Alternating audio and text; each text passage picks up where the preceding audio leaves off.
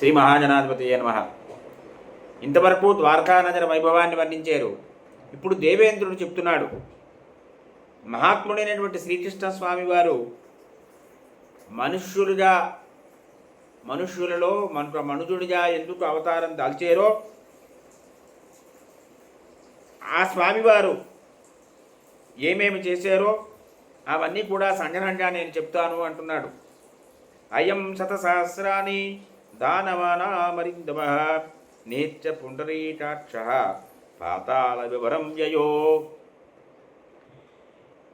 శ్రీకృష్ణ స్వామి వారు 1,00,000 మంది దానవులను సంహరించారు. పాతాళ వివరానికి వెళ్ళారు.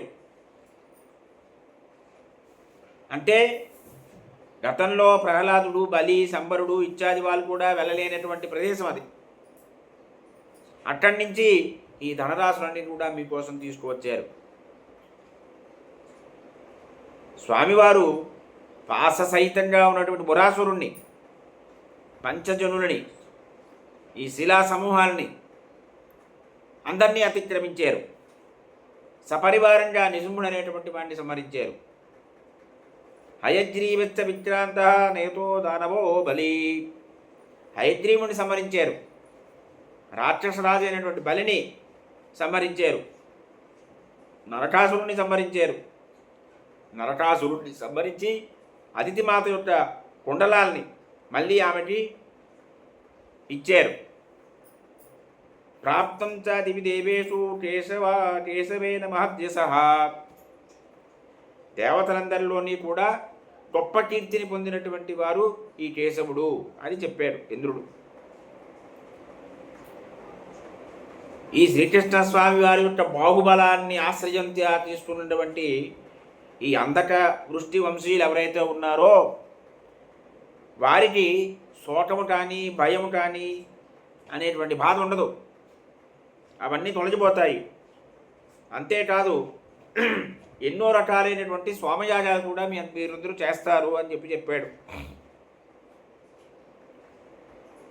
ఇక భవిష్యత్తులో ఈ బాణాసురుడి వధ కోసము నన్ను ముందు పెట్టుకొని దేవతలు, వసువులు, సాధ్యులు అందరూ కూడా స్వామివారి దగ్గరికి వస్తారు అని చెప్పాడు ఇంద్రుడు.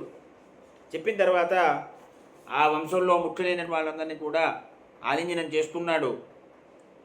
అక్కడ అనిరుద్ధుడు, సాంబుడు, ప్రద్యుమ్నుడు, అక్రూరుడు వీళ్ళందరూ ఉన్నారు. వాళ్ళందరినీ కూడా సత్కరించాడు. సాత్యకు ఉన్నాడు అక్కడ. సాత్యకితో మాట్లాడాడు దేవేంద్రుడు. తర్వాత ఉగ్రసేనుడిని ఆలింగనం చేసుకున్నాడు. చేసుకొని ఉపేంద్రుడైనటువంటి శ్రీకృష్ణ స్వామి వారి దగ్గర ఇంద్రుడు సెలవు తీసుకున్నాడు. అందరూ చూస్తూ ఉండగా సతీదేవితో పాటుగా ఒక శ్వేతాచలం అంటే తెల్ల పర్వతంలా ఉన్నటువంటి ఐరావతాన్ని అధిరోహించాడు. ఐరావతం మంచి ఘీంకారాలు చేస్తూ ఉంది. ఆ ఘీంకారం ప్రతిధ్వనిస్తోంది భూమి మీద, అంతరిక్షంలో, స్వర్గంలో, సర్వత్రా కూడా. ఆ ఐరావతానికి 2 వైపులు కూడా బంగారు యంత్రాలు ఉంటాయట. దాని కొమ్ములు బంగారంతో చేయబడ్డాయట. దాని మీద ఐరావతం మీద ఉన్న కంబలి నవరత్నాలతో అలంకరించబడి ఉంటుంది. కొన్ని వందల రత్నాలతో ఉన్నటువంటి పతాకాలు ఉంటాయి అలంకరణగా ఐరావతం మీద. మేఘం ఎలాగైతే నీటిని వర్షిస్తూ ఉంటుందో అలాగే ఐరావతం ఎప్పుడు కూడా మదజలాన్ని స్రవిస్తూ ఉంటుంది. మహాకాయంతో ఉన్నటువంటి దిగ్గజం అది. ఒక స్వర్ణమాలను ధరించుంటుంది ఎప్పుడు కూడా ఐరావతం. ఈ దేవేంద్రుడు దాని మీద అధిరోహించాడు. ఎలా ఉన్నాడంటే సూర్యుడిలా ప్రకాశవంతంగా ఉన్నాడు. తన అంకుశం ఉంది దేవేంద్రుడి దగ్గర. అది ఎలా ఉందంటే వజ్రమయంగా ఉంది, భయంకరంగా ఉంటుంది, విశాలంగా ఉంటుంది. అటువంటి అంకుశాన్ని తీసుకున్నాడు. అగ్నిదేవుడితో పాటుగా స్వర్గలోకానికి వెళ్ళాడు. అక్కడ కుబేరుడు, వరుణుడు ఇత్యాది దేవతలందరూ ఉన్నారు. వారందరూ అనుసరించారు దేవేంద్రుణ్ణి. ఈ రకంగా దేవేంద్రుడు వాయుపదము, ఆ తర్వాత వైశ్వానర పదము, ఆ తర్వాత సూర్యపదము చేరాడు. అక్కడి నుంచి అంతర్ధానం అయ్యాడు. ఇక్కడ శ్రీకృష్ణ స్వామి వారిని చూడడం కోసం ఉగ్రసేనుడి యొక్క స్త్రీలు, నందుడి యొక్క భార్య అయినటువంటి యశోద, బలరాముడి భార్య అయిన రేవతి, రుక్మిణీదేవి, సత్యభామ, జాంబవతి వీరందరూ కూడా శ్రీకృష్ణ స్వామి వారిని చూడడం కోసం వచ్చారు. దేవకి, రోహిణి ముందు నిలబడ్డారు, వెనకాల స్త్రీలందరూ ఉన్నారు. వెంటనే బలరామకృష్ణులు ఇద్దరూ లేచారు. లేచి రోహిణీదేవికి అభివాదం చేశారు, తర్వాత దేవకీదేవికి అభివాదం చేశారు, తర్వాత ఇతర తల్లులందరికీ కూడా నమస్కారం చేశారు. దేవకీదేవి బలరామకృష్ణులతో పాటుగా ఒకే ఆసనం మీద కూర్చునుంది. ఎలా ఉన్నది అంటే మిత్రావరణులతో కూడినటువంటి దేవమాతలా కనిపించింది దేవకీదేవి అప్పుడు. ఆ తరువాత యశోదాదేవి యొక్క కూతురు, కుమార్తె, ఆమె అక్కడికి వచ్చింది. ఆమెని ఏకానంగా అంటారు. ఆమె అక్కడికి రావగానే శ్రీకృష్ణ స్వామి వారు కుడి చేయి పట్టుకున్నారు, బలరాముడు ఎడమ చేయి పట్టుకున్నాడు. ఆమె మధ్యలో ఉంది. ఇరువైపులా బలరామకృష్ణులు ఉన్నారు. తలో చెయ్యి పట్టుకొని వారు నడిపిస్తున్నారు. ఎలా ఉన్నది అంటే 2 గజేంద్రాలు వెళ్తూ ఉంటే మధ్యలో ఉన్నటువంటి బంగారు పద్మం మీద నుండి లక్ష్మీదేవిలా కనిపిస్తోంది ఆవిడ. అందరూ కూడా పుష్పాలు, పేలాలు, నేతితో కలిపినటువంటి అక్షతలు వారి మీద చల్లారు. ఈ రకంగా పురుషసింహుడైనటువంటి శ్రీకృష్ణ స్వామి వారు తన నివాసంలో ప్రవేశం చేశారు. ఈ రకంగా శ్రీకృష్ణ స్వామి వారు ఏషతాత మహాబాహో విజయ సాంగదన్మన ఏతదంచ జన్మాహో మానుషేషు మహాత్మన. నాయనా ధర్మరాజా, సాంగధన్వుడైనటువంటి ఆ శ్రీకృష్ణ స్వామి వారి యొక్క విజయగాథయ్యా ఇదంతా కూడాను. ఇందుకోసమే ఆ స్వామివారు మనుషుల్లో జన్మనత్రం జన్మించారయ్యా అన్నాడు భీష్ములు వారు.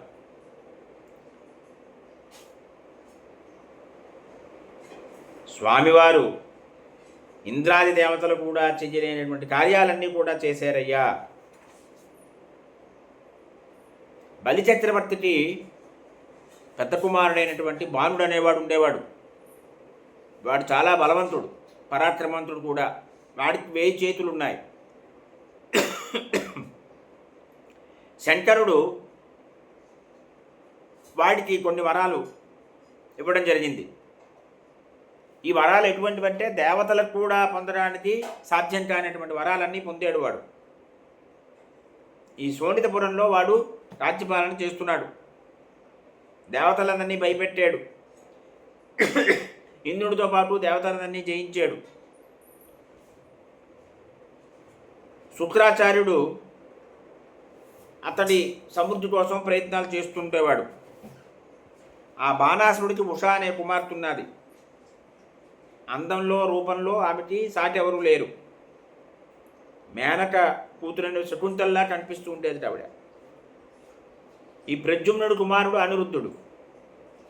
ఈ అనిరుద్ధుడు ఉపాయంతో ఉషని చేరుకున్నాడు. రహస్యంగా ఆమెతోటి కలిసి ఉన్నాడు. బాణుడు ఈ విషయం గ్రహించాడు. వారిద్దరినీ కారాగృహంలో బంధించాడు. సుఖంగా ఉండవలసినటువంటి అనిరుద్ధుడు దుఃఖప్రాప్తి పొందాడు అక్కడ. అదే సమయంలో నారదులు వారు ద్వారకా నగరానికి వచ్చారు. వచ్చి శ్రీకృష్ణ స్వామి వారిని కలిసి చెప్పారు.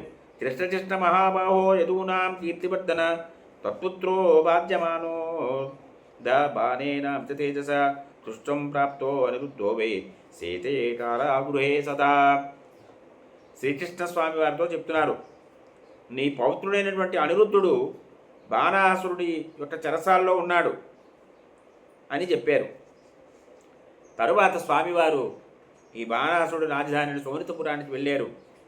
బలదేవుణ్ణి ప్రద్యుమ్నుడిని తీసుకొని వెళ్ళారు గరుత్మంతుడి మీద గరుత్మంతుడిని అధిరోహించి ఈ బాణాసురుడు నగరంలో ప్రవేశించబోతున్నారు.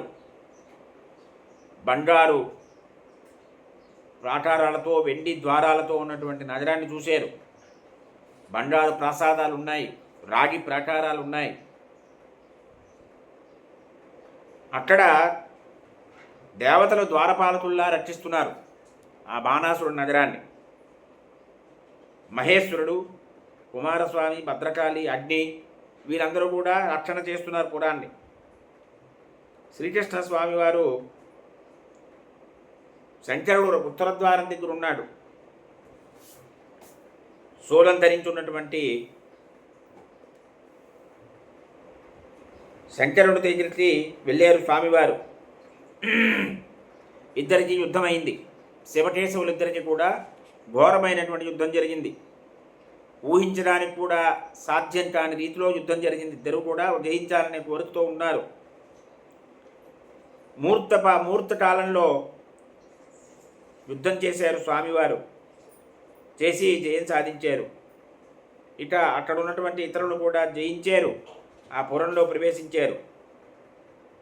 బాణాసురుడిని సమీపించారు. అతనితో యుద్ధం చేశారు. బాణాసురుడు చాలా కోపంతో అనేక రకాల శస్త్రాలని ప్రయోగించాడు. తన 1000 చేతులతోటి శస్త్రాలు ధరించి యుద్ధం చేశాడు శ్రీకృష్ణ స్వామి వారితో. క్షణకాలం యుద్ధం చేశారు స్వామి. చేసి తన దివ్యమైనటువంటి చక్రాన్ని సంధించి వదిలేరు. ఆ 1000 చేతుల్ని నరికారు.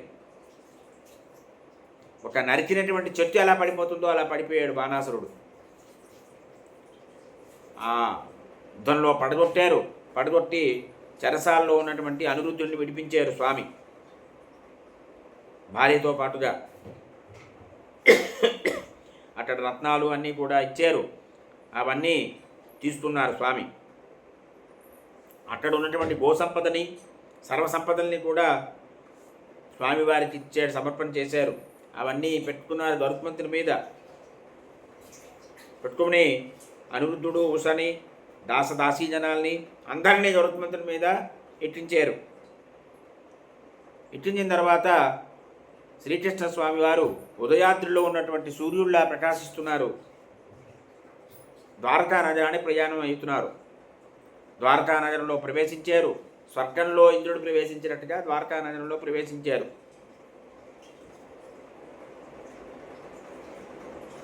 భీష్ములు వారు చెప్తున్నారు, నాయనా ధర్మరాజా, మురాసురుడు అనేటువంటి వాడు కొన్ని పాశాలు వేసాడయ్యా. ఆ పాశాలన్నీ కూడా స్వామివారు ఖండించారు. నిశుంభుడిని, నరకుణ్ణి సంహరించారు. పాంచజన్య హుంకారం చేతే ఈ రాజులందరినీ కూడా భయభ్రాంతులకు గురి చేశారు స్వామి. దాక్షిణాత్య సేనలతో కూడా కూడి ఉన్నటువంటి రుక్మిణి కూడా స్వామివారు భయపెట్టారు.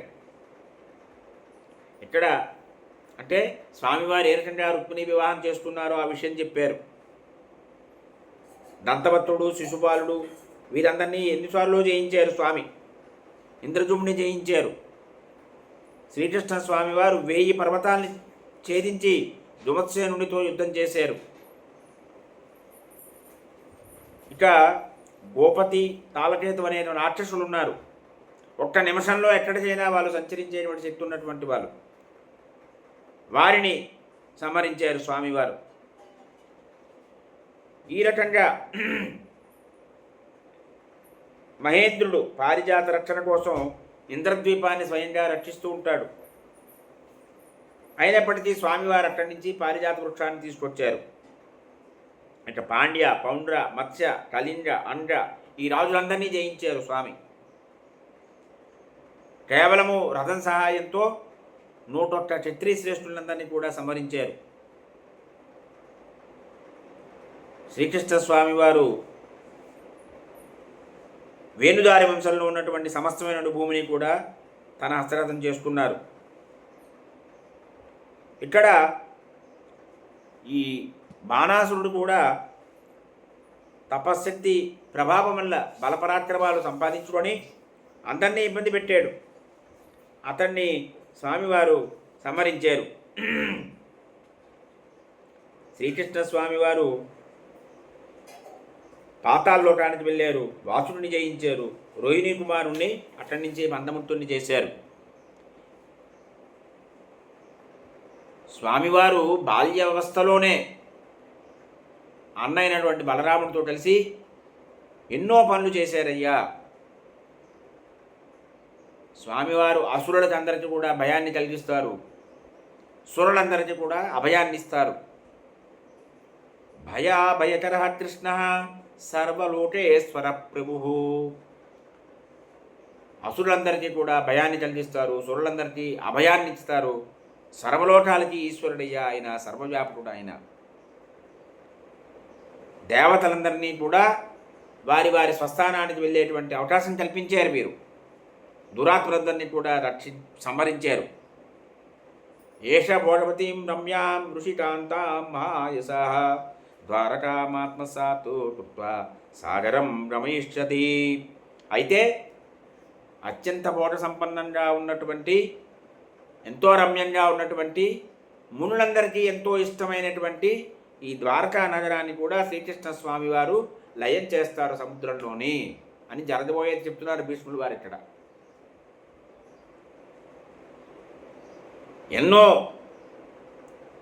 పుణ్యప్రదాలైనటువంటి వనాలు ఉపవనాలతో ఉన్నటువంటి ద్వారకా నగరాన్ని సముద్రంలో లయం చేస్తారు స్వామి. ఎప్పుడైతే సూర్యసదరము అని ప్రఖ్యాతి గడించినటువంటి ద్వారకని శ్రీకృష్ణ స్వామి వారు వదిలిపెడతారు. ఆ స్వామివారు ద్వారకని విడిచిపెట్టిన వెంటనే సముద్రుడు ముంచెత్తేస్తాడు ద్వారకా నగరాన్ని. కాబట్టి సురులలో కానీ, అసురులలో కానీ, మనుష్యుల్లో కానీ మళ్ళీ ద్వారకని అధివసించేటువంటి రాజు ఎవడు ఇంతకుముందు లేడు, ఇక ముందు కూడా ఉండడు. అంతే శ్రీకృష్ణ స్వామి వారితోటే ద్వారకా నగరం వచ్చింది. శ్రీకృష్ణ స్వామి వారి అవతార సమాప్తి అవగానే ద్వారకా నగరం లైవ్ అయిపోతుంది. ఆ సమయంలో అందరూ కూడా ప్రాణత్యాగం చేస్తారు. స్వామివారితో పాటుగా పరమధామానికి వెళ్ళిపోతారయ్యా. ఇతనెవరు? విష్ణునారాయణ సోమ సూర్యశ్చ సవితా స్వయం. ఈయనే విష్ణువయ్యా, ఇతడే నారాయణుడు, ఇతడే సోముడు, ఇతడే సూర్యుడు, ఇతడే సవిత అని స్వామివారు ఏం చేస్తారంటే అప్రమేయో నియోజ్యశ్చ ఎత్ర కామగమో వసి మోదతే భగవాన్భూతై బాల క్షీరనరకైరివా. ఒక బాలుడు ఆట వస్తువులతో ఎలా ఆడుకుంటూ ఉంటాడో, ఆనందిస్తూ ఉంటాడో, ఆ రకంగా భగవంతుడైన శ్రీకృష్ణ స్వామి వారు ప్రాణులందరితో కూడా ఆడుకుంటూ ఉంటారు, ఆనందం పొందుతూ ఉంటారు. అతనికి ఏమీ నియంత్రణ లేదు, అతనికి ఏమీ హద్దులు లేవు. ఇచ్ఛానువర్తనం, స్వేచ్ఛగా వర్తించేటువంటి స్వభావం వారిది, ఆ ప్రభావం వారిది. అన్నిటినీ కూడా తన వశంలో ఉంచుకుంటారు స్వామి. ఇతని గర్భవాసం తెలుసునా, అయోనిజుడు కదా. అయినటికి శ్రీకృష్ణ స్వామి వారు ఆత్మ తేజస్సు వల్ల అందరికీ కూడా సద్గతిని కల్పిస్తారు. ఒక నీటి బుడగ ఉత్పన్నమవుతుంది, నీటిలోనే మళ్ళీ లీనమైపోతుంది, నీటిలోంచే వస్తుంది, నీటిలో లీనమైపోతుంది. అదేవిధంగా ఈ చరాచర భూత కోటి ఏదైతే ఉందో అదంతా కూడా నారాయణుడి నుంచే ఉత్పన్నమవుతుంది, మళ్ళీ నారాయణలోనే లీనమైపోతుంది. అంటే ఓ నీటి బుడగని మనం చూస్తే అనుకోవాలి, ఓ నీటి బుడగ నీటిలోంచి వచ్చింది, నీటిలోనే మళ్ళీ కలిసిపోయింది. అదేవిధంగా ఈ చరాచర జగత్తంతా కూడా పరమాత్మ నుంచే వచ్చింది, మళ్ళీ పరమాత్మలోనే లీనమవుతుంది. ఈ మహాభావుడైనటువంటి కేశవుడిని గురించి ఇతిమిద్ధంగా ఎవరు కూడా చెప్పలేరయ్యా. ఈ సమస్త విశ్వంలో పరమాత్మ కంటే భిన్నమైనది ఏదీ లేదు, పరమాత్మ కంటే భిన్నమైన వాడు లేడు, పరమాత్మ కంటే భిన్నమైనది లేదు. సర్వత్రా వ్యాపించున్నది పరమాత్మతత్వమే అనే విషయం చెప్పారు.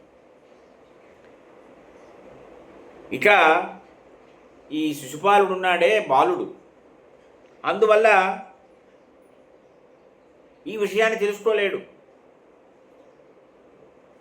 ఎప్పుడు కూడా ఎక్కడైనా సరే శ్రీకృష్ణ స్వామి వారి గురించి ఈ రకంగా మాట్లాడుతూ ఉంటాడు. బాలుడు స్వభావం అది. ఎందువల్ల దాన్ని చెప్తున్నారు కారణం.